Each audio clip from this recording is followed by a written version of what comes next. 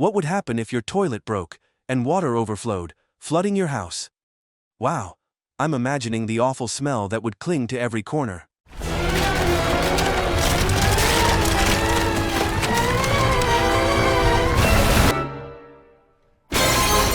On a beautiful day, the Griffin family walked into a large sportswear store called Quahog Sports. It was stocked with a variety of clothing, shoes, gloves, helmets, and workout equipment for sports, like baseball and tennis.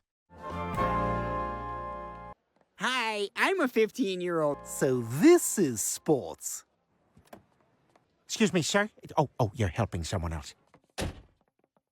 Peter, what the hell is that? It's my new pitching machine, Lois. And look. With the batting machine, Peter ended up doing some crazy things, for instance, using it to fix the broken toilet pipe. Uh-oh. Stand back. The pitching machine is the only plumber we'll need.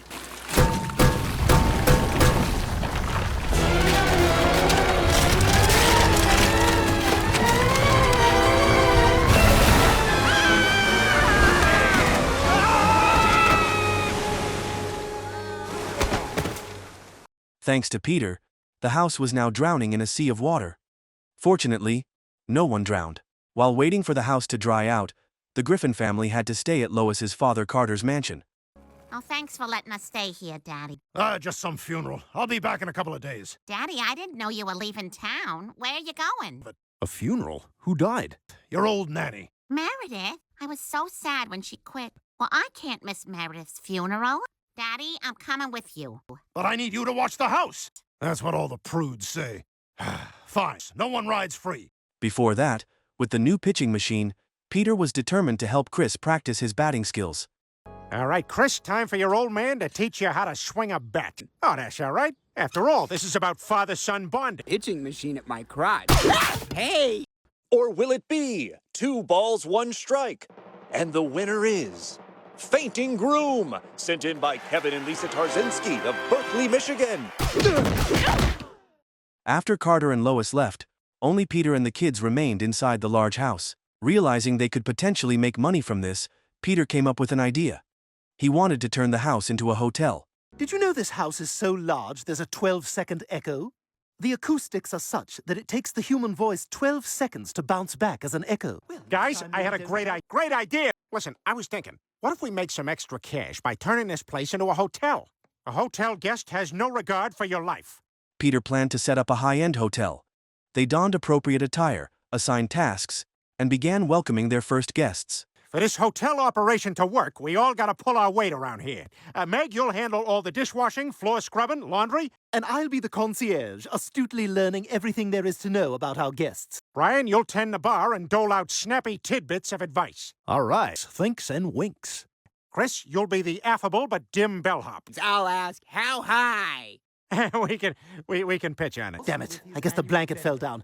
Well, I've got 12 seconds. What these guests need is someone to arrange a little romance in their lives. And I'm the perfect man for the job.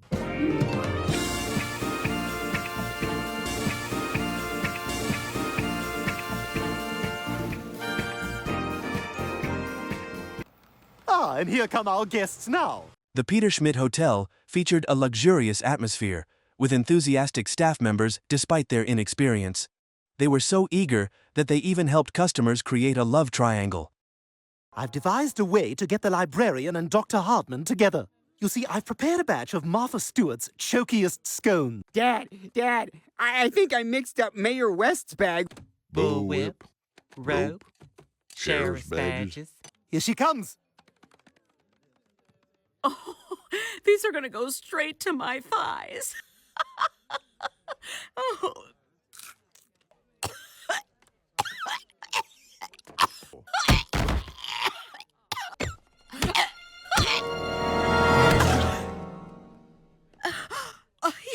You saved my life. Have your attention, please. The blueberries are still intact. Uh-oh, Brian. Looks like we've got a love triangle on our hands. Thank you, sir. It'll liquefy from the enzymes in your saliva. It seemed that after the first meeting, the librarian was faced with difficult choices. On one side was the doctor, and on the other was Principal Shepard. Hello there. Maybe I could see you between periods? Oh, I'm looking forward to the doctor being in. oh, Looks like you've got your hands full. you're telling me? I just don't know what to do. Threesome? Excuse me? Not with me. With me? In the evening, the hotel was lit up beautifully, and guests continued to arrive in droves. Inside, a party for gentlemen and ladies was taking place. This was a perfect opportunity for new romances to blossom. Ah, there's our belle of the ball, and she's chosen a suitor.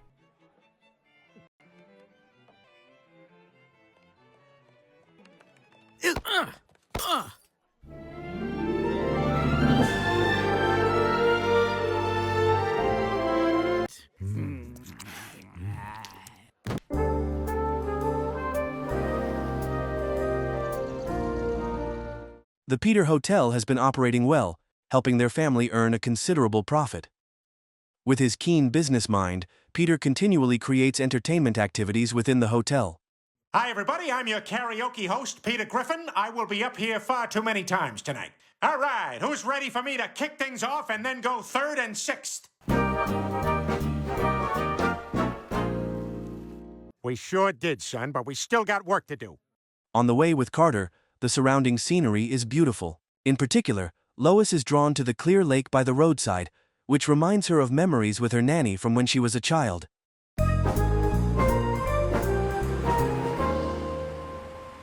Oh, look. That's just like the pond Meredith used to take me to.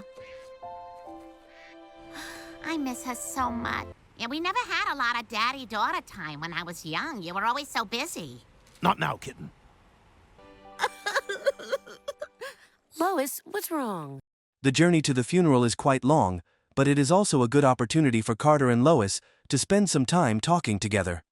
Hey, you know anything about podcasts? I've been getting into podcasts. That's great. I love podcasts. Which ones are you listening to? I really like this one called Serial.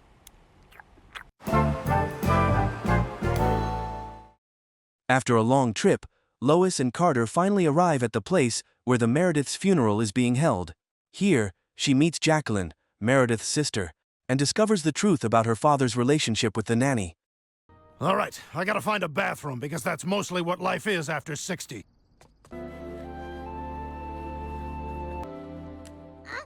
Oh, excuse me. Hi, I'm Jacqueline. I'm Meredith's sister. Really? Oh, it's so nice to meet you.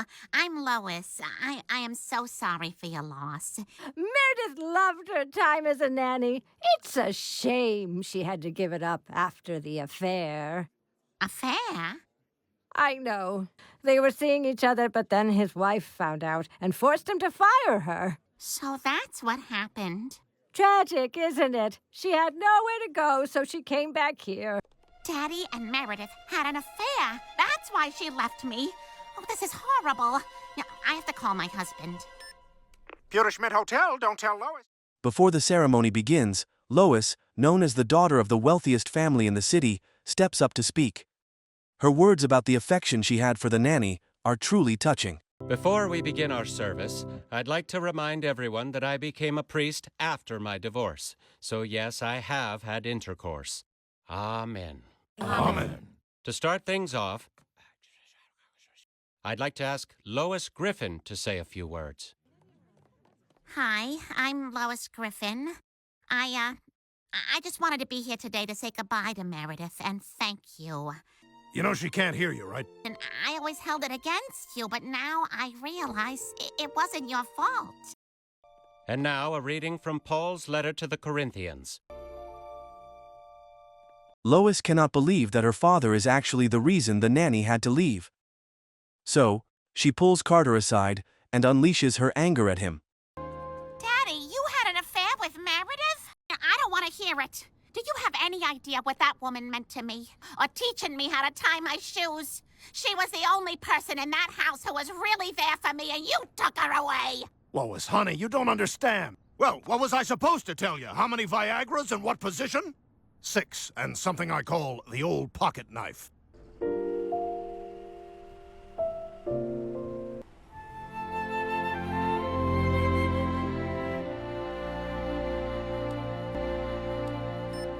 Hey, it's Pewterschmidt. I need a favor.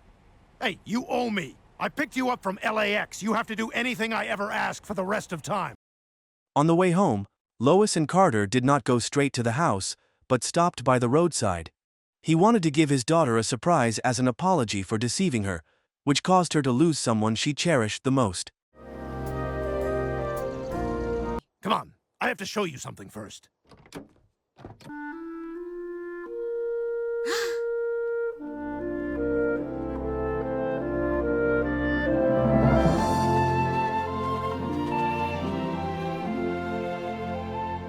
Daddy, what is this?